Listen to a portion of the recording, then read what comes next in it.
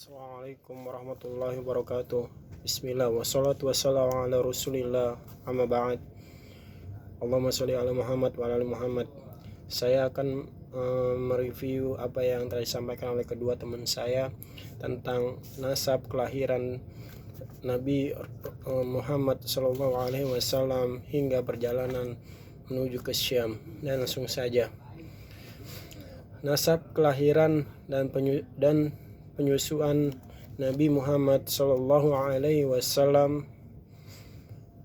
Nasabnya ialah atau namanya adalah Muhammad bin Abdillah bin Abdul Muttalib bin Hashim bin Abdi Manaf, atau namanya Al-Mughirah bin Qusay bin Qusay bin Kilab bin Murrah bin Ka'ab bin Lu'ay bin Ghalib bin Fir bin Malik bin An-Nadar bin Kinanah bin Khuzaimah bin Mudriqah bin Ilyas bin Mudar bin Nazar bin Mu'iddu dan bin Atma bin Adnan.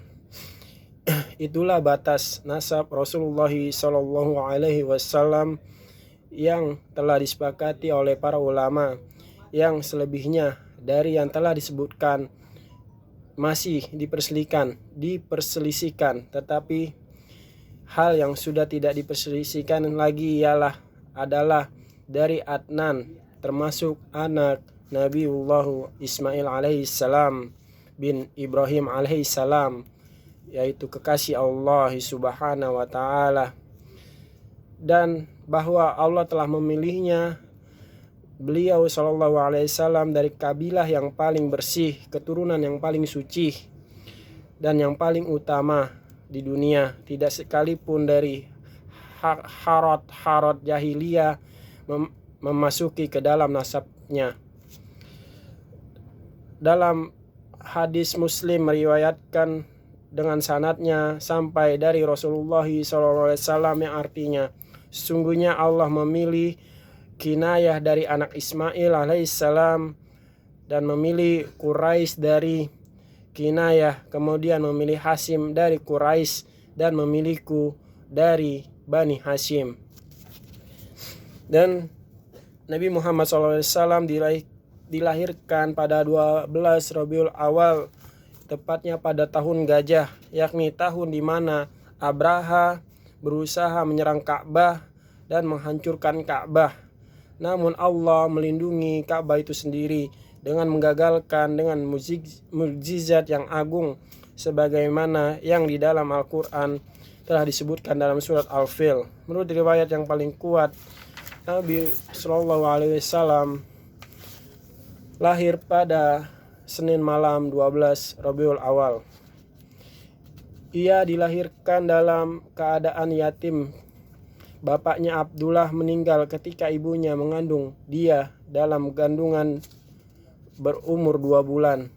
Lalu diasuh oleh kakeknya Abdul Muttalib dan disusukan sebagaimana oleh tradisi Arab pada waktu itu kepada wanita dari Bani Sa'ad bin Bakar nama Halimah, yaitu nama Halimah bin Abu Zu'aib. Para perawi sirah sepakat bahwa pedalaman Bani Sa'ad pada waktu itu sedang mengalami musim kemarau yang menyebabkan kekeringan ladang, peternakan dan pertanian. Dan tidak lama setelah Rasulullah SAW berada di rumah Halimah, beliau tinggal di dalam kamarnya dan beliau disusui oleh Halimah, dan menghijaulah kembali tanaman-tanaman yang ada di wilayah tersebut, dan sehingga kambing-kambing pula kandangnya perutnya pada kenyang dengan air susu. Dan selama keberadaan Nabi SAW di pedalaman Bani Sa'ad, terjadi peristiwa pembelahan dada oleh malaikat Jibril alaihissalam sebagaimana yang diriwayatkan oleh Imam Muslim. Kemudian ia dikembalikan kepada ibunya setelah genap berumur 5 tahun. Ketika sudah berumur 6 tahun ibunya meninggal dunia dan kemudian Muhammad SAW berada dalam asuhan kakeknya yaitu Abdul Muthalib. Tetapi setelah beliau genap berusia 8 tahun, ia meninggal oleh kakeknya dan ia diasuh oleh pamannya Abu Thalib sampai ia remaja, beranjak dewasa. Dan selanjutnya dari materi yang kedua adalah perjalanan Rasulullah SAW yang pertama menuju Syam dan untuk berusaha mencari rezeki. Ketika beliau SAW berusia 12 tahun, Rasulullah SAW diajak oleh pamannya yaitu Abu Thalib pergi ke Syam dalam suatu kafilah dagang. Dan dulu para masyarakat Arab mencari pencarian dengan berdagang. Pada waktu kafilah di Basrah, mereka melewati seorang pendeta bernama Bahirah.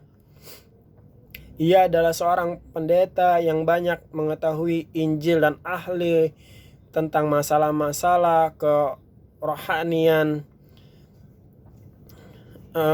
masalah-masalah agama-agama Nasrani. Kemudian Bahirah telah melihat tanda-tanda secara langsung kepada Nabi SAW. Lalu pendeta itu mulai mengamati Nabi SAW dan mengajak berbicara. Kemudian Bahirah tersebut memperoleh kepada Abu Thalib dan menanyakan kepadanya, apakah status anak ini di sisimu Abu Thalib? Dan pamannya menjawab, itu anakku. Karena dengan panggilan kasih sayang Abu Thalib kepada baginda Rasulullah SAW yang sangat mendalam kecintaannya. Dan lanjut Bahirah bertanya kepadanya, dia bukan anakmu dan tidak sepatutnya ayah anak ini masih hidup. Abu Thalib berkata, dia adalah anak saudaraku. Bahirah bertanya, apakah yang telah dilakukan oleh ayahnya? Dan pamannya menjawab, dia meninggal ketika ibu anak ini mengandungnya. Bahirah, Anda benar. Bawalah pulang ke negeri asalnya dan jagalah dia dari orang-orang Yahudi. Jika mereka melihatnya di sini, pasti akan dijahatinya atau dibunuh.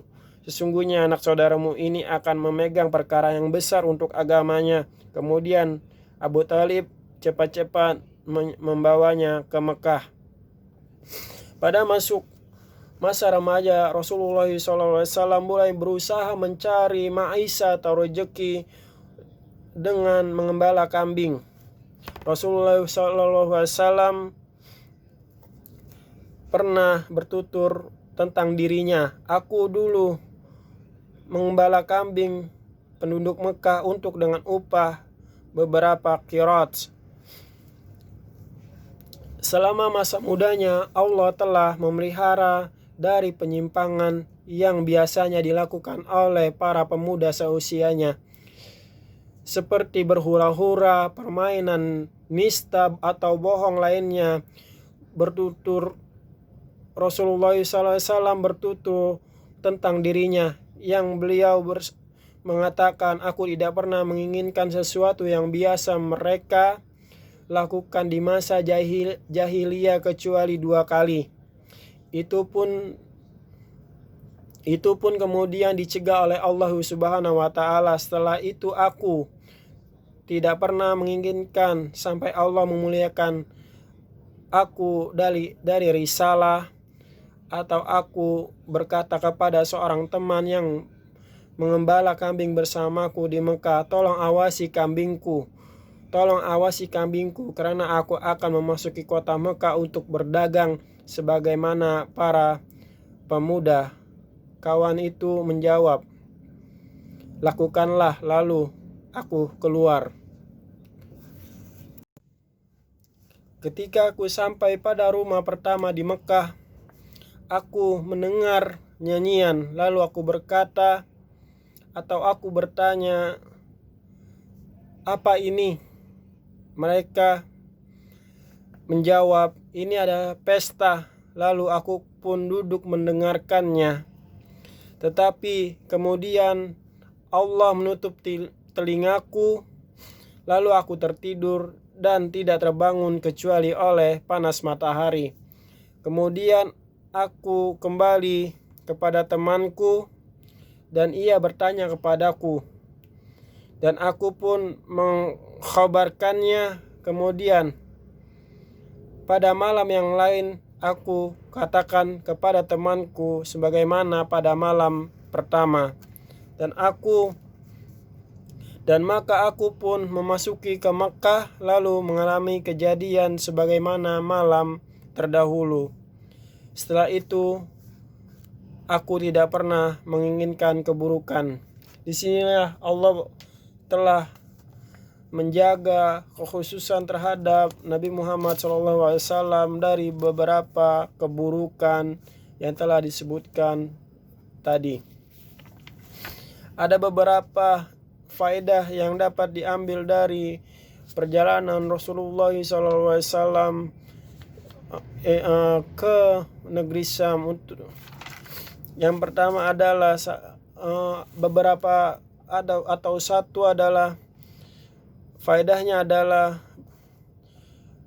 keislaman sahabat Salman Al-Farisi radhiyallahu anhu, dan yang disebabkan ia telah mencari berita Nabi SAW dan sifat-sifatnya dari Injil kepada para pendeta dan ulama ahlul kitab. Tetapi ia tidak pernah menemukan oleh kebanyakan para ahli kitab yang mengingkari adanya pemberitaan tersebut. Oleh karena itu, tidak adanya isyarat dan penyebutkan Nabi Shallallahu Alaihi Wasallam, penyebutan Nabi Shallallahu Alaihi Wasallam dalam Injil yang beredar pada sekarang. Sebab terjadinya pemalsuan dan perubahan secara beruntun pada kitab-kitab tersebut dan tidak diketahui oleh semua pihak manapun. Wallahu a'lam bishawab. Sekian dari saya. Semoga bermanfaat apa yang saya sampaikan mereview materi hari ini. Yang mungkin banyak kesalahan mohon dimaafkan. Barakallahu fikum. Subhanaka Allahumma rabbana bihamdika asyhadu alla ilaha illa anta astaghfiruka wa atubu ilaik. Assalamualaikum warahmatullahi wabarakatuh.